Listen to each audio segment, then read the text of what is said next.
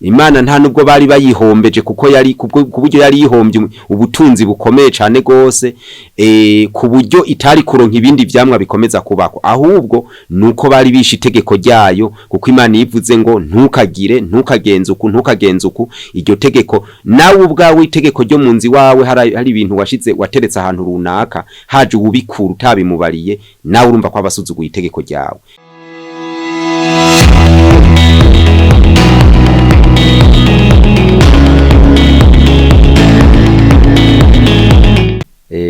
Twongeye kubashimira abakunzi mukunda kudukurikirana ku mbuga ngurukana bumenyi. Amahoro y'Imana abane namwe. Ubu ni wa mwanya wo kwiga ijambo ry'Imana.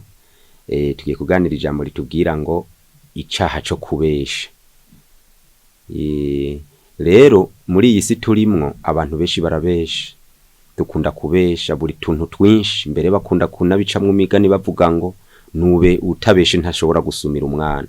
Iyo ni imvugo mbi iyobowe n'umwase Satani, kuko abagenda mu isoko bose gusuma ntibaba barinze gukora ico caha co kubesha, ahubwo ni imvugo isa nkaho umengo yarakirisituwe ihinduka umengo nukuri, kuko ubu unya benshi basigaye bivuga umengo ntibahemukiye Imana, ariko ni icaha kibi kandi abagikora bose ntibazobura kurimbuka. Igitabo c'ivyahishuriwe Yohana igice ca 22 umurongo wa 15 handitse ngo hazosigara imbwa n'abarozi, abasambanyi, abicanyi n'ababeshi, n'umuntu wese akunda kubesha akabikora. Urumva muri iyi si abazosigara nabo. Muri iki caha citwa kubesha, iki kiragaruka kigakora no mu mashengero. Amashengero menshi arakunda gukoresha iki caha co kubesha, cane cane abakozi b'Imana bagenzi banje. Gukorera Imana ntivyari bikwiye ko turinda kubesha, ngo urinde kubwira abantu ukoresheje ikinyoma, kandi uzi ko ivyo uvuze uzonabibazwa, kuko Imana ngo ntiyiteguye guharira icaha na kimwe.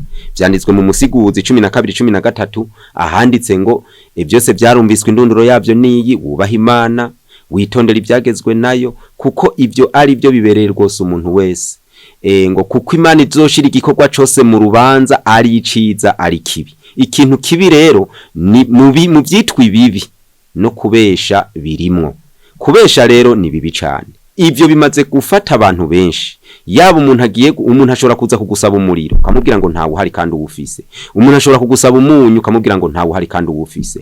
Umuntu ashobora kugusaba ivyo ufise akakubwira ngo ntiza amafaranga 10,000 kandi mu mufuko uzi ko ariyo, ukamubwira ngo ntayo mfise. Mugabo umutima nama ukakubwira ngo mu mufuko 10 ririyo. Umutima nama ukomeza kukubwira ngo mu mufuko 10 ririyo. Mugenzi wanje, kubesha ni bibi. Tubireke kuko tutobura kubizira. Mu gitabo c'ivyahishuro handi igice ca 21 ku murongo w'8 handitse ngo kuko ibijora n'abatizera n'abakora ibizira n'abicanyi n'abashakanyi n'abarozi n'abasenga ibigirwamana n'abanyabinyoma bose umugabane wabo uzoba wo mu kiyaga caka umuriro n'amazuku, nico rupfu rwa kabiri. Imana itubabarire. Iki caha citwa kubesha gikora ku bantu benshi, kirakora ku badandaza, aho ibiciro bavuga ibiciro birenze, akarinda kwisigura arinze kunyurira mu kubesha. Umuntu arashobora kukubwira ngo ukamutelefona ukamubwira ngo urihe, akakubwira ngo jewe sindashikiyo kandi ari nyuma yawe, akubona ariko arakwinyegeza. Umuntu cyane cyane ku bantu bakunda kubesha, bikunda kuba cyane gose kuri ku telefone zituma abantu besha amazina yabo menshi yandikwa mu gitabo c'ibyaha kubera iki caha citwa kubesha. Kuko ivy'Imana abantu benshi hari gihe avuga ngo akani gato, imbere y'Imana nta caha kiba gito. Yaba icaha kiba gito, yamuye icamwa ararya henzwe n'inzoka, ikindi arahashira umugabo. Ivyo byari vyamwa bibiri vyamuwe ku giti kiri hagati mw'itongo, kandi itongo ryose ryarimo ivyamwa, kandi ivyo vyamwa bibiri vyamuwe mw'ico giti. Ico giti ntabwo bari basize bakimaze kw'ivyamwa. Imana nta nubwo bari bayihombeje kuko yari kuburyo yari yihombye ubutunzi bukomeye cyane gose, ku buryo itari kuronka ibindi vyamwa bikomeza kubako, ahubwo nuko bari bishe itegeko ryayo, kuko Imana yivuze ngo ntukagire, ntukagenze uku, iryo tegeko nawe ubwawe itegeko ryo munzi wawe hari ibintu washize wateretse ahantu runaka, haje ubikura utabimubariye, nawe urumva ko abasuzuguye itegeko ryawe. Rero Imana rero yashatse kubahiriza itegeko ryayo. Icamwa kimwe umugore yarakiri, ikindi ashira umugabo. Ibingorane zose mubona dufise kw'isi ni ivyamwa bibiri vyariwe, kandi Imana ntibari bayihombeje, ahubwo Imana yashatse guhagararira itegeko ryayo.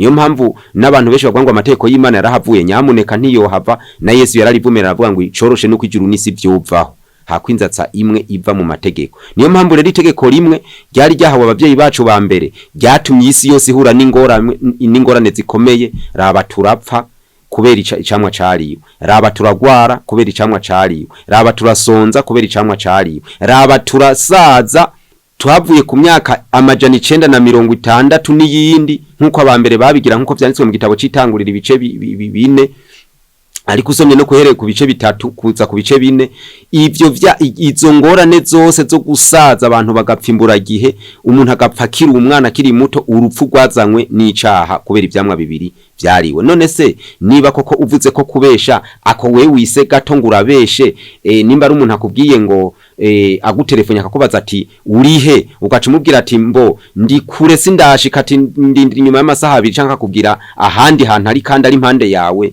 ico we ucita gito? Wumva igitari ikihe? Kandi ivyo ivyamwa bibiri mubona ya magorwa yose bikwegeye isi, we uri kuvyita bito Imana mu gihe Imana iba yakiremereje. Rero mu gitabo ca Tito igice ca mbere umurongo wa 2 haranditse ngo nkora nizigira kuzoronka ubugingo budashira, ubwo Imana itazi kubesha yasezeraniye kera ibihe byose bitarabaho. Imana y'ubwayo yitwa data wa twese, kandi nimba yitwa data wa twese ubwo twitwa abana b'Imana. None nimba Imana itazi kubesha, kubera ikiwe ubesha? Kubera ikiwe ubeshaga mugenzi? Ubwo jewe nawe twirinde ikintu citwa kubesha, kuko kubesha Bibiri tubwira ngo mu gitabo ca Samuel wa mbere yuko kubesha arico kimwe n'ishaha cyo bupfumu. Mu gitabo ca Mika igice ca 2 umurongo wa 11 haranditse ngo erega umuntu agenda n'impwemu y'ikinyoma akabesha ati nkuboneye vino y'ibinyoma, niwe yoba umuvugishwa kuri ubu bwoko. Ikintu citwa ngo impwemu yo kubesha, impwemu y'ibinyoma, ibi rero iyo bigeze mu myizerere, iyo bigeze mu mashengero, abapasitoro basanga babeshe. Hari abantu benshi biyita ngo baravugishwa, ugasanga ari karavugishwa nawe ubwiwe ari kubesha abantu ari karivugisha, kandi ivyo bintu ugasanga aja mu cumba kuvyigirayo ariko arabesha abantu ngo ari karavugishwa kandi ari kubesha, ari kubesha Imana. Ariko se wobesha jewe umuntu, ariko Imana yo ntiwoyibesha, kuko Imana yiraba mu mutima. Nawe yumvire kuzobazwa ibintu wakoze witwa ngo uri kurakorera Imana ari kuri kurabesha. Mu byukuri iki cyaha citwa kubesha iyo kigeze mu madini canke se mu byizegwa by'abandi bantu kibi kibazo gikomeye cyane, kuko abantu benshi arashobora guhaguruka ngaha kizunguriza akavugishwa mu ndimi kandi ubwenge bwiwe buzi ko ari karavyivugisha. Ivyo Imana ntiyozobura kubiguhora mugenzi. Enda reka kubesha, reka gukora icyaha citwa kubesha. Mu gitabo ca Zaburi 24 gatatu ku murongo wa 4 haranditse ngo ninda zoduga umusozi w'uhoraho, ninda zohagarara ahera hiwe, nufise amaboko akeye n'umutima utanduye, atigeze kwerekereza umushaha wiwe mu kuvyukubesha, ntarahire ibinyoma. Nuwutigeze yerekeza amaboko yiwe kuvyukubesha, akirinda no kurahira iki ibinyoma. Umuntu wese akora icyaha citwa kubesha, Uwimana ntizomwihanganira, ntizomubabarira, ahubwo afitanye ikibazo n'Imana. Ni wirinde kubesha mugenzi. Ibi bintu by'Imana urimwo uvuga ngo korera Imana, ngo uri kuravugira Imana, Imana yo mwijuri kabibona uri umunyamanyanga uri kubesha, ibi bintu bibaza ngo uzobikira. Ntuzokira urubanza Imana ica, ahubwo urabiheba. Reka ibi bintu Imana bidufashe. Umuntu wese afise umugambi wo kubesha, twese hamwe Imana idufashe kugira ngo iturinde ikicaha cyo kubesha Satani yaduteyemwo. Reka ndabibasabire tubisabirane mu izina rya Yesu.